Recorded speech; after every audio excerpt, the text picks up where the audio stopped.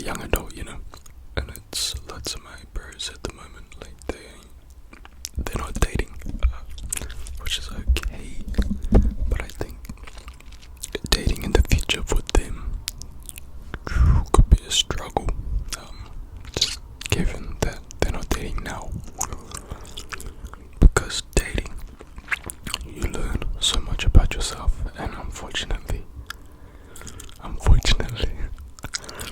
for a lot of us, probably you and me, it's not like a Disney movie, we would love it to be, but it's not.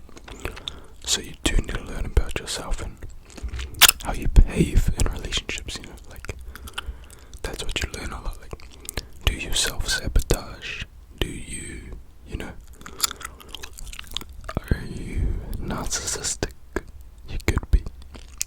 Are you optimistic? No, but anything like this, negative qualities, maybe you don't treat people as good as you would like to. There's positive qualities, maybe you're very thoughtful and you give gifts a lot. And maybe you're very reassuring with your words, maybe you can speak very well, you can communicate very clear, you just learn so much about yourself just throughout dating.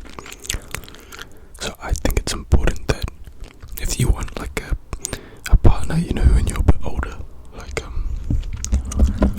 how old would you say, like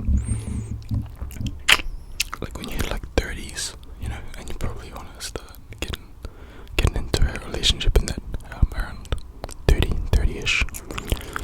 That I'm just talking for myself, like I think that'd be a good age to like have kids or something, like somewhere in your 30s anyways. But in the meantime, just as you're just chilling, doing your thing, I think just date on the side is a good idea and something that you shouldn't ignore. So like using like Tinder, asking in person, just ask somebody on Instagram, I don't know. But yeah, usually, just dating on the side, or just friends of friends and getting amongst it a little bit, just I think the best way to be is to have no shame, which can kind of sound bad, but if you want to get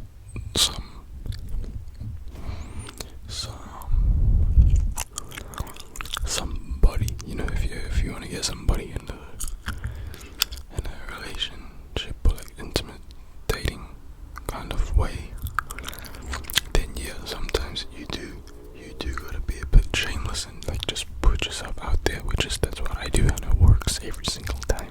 And I do know some people, like, they have a fear of dating for if they, get hurt or something, if you're gonna get hurt, but if you're gonna get hurt, it's all good because you just, like, you look at how did you get hurt? Was it you? Was it them? Okay. Then you look at, like what signs did you see?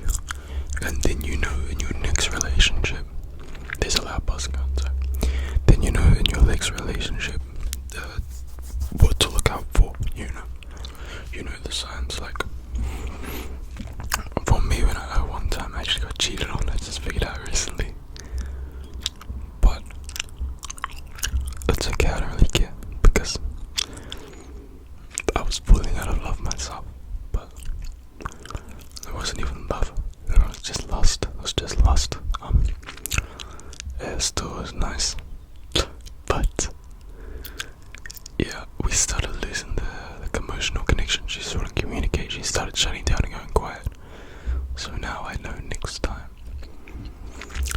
if I'm with a girl and she starts shutting down and going quiet, she cheated is a possibility, and it's also happened to another friend of mine where his girl shut down, went quiet, and she cheated.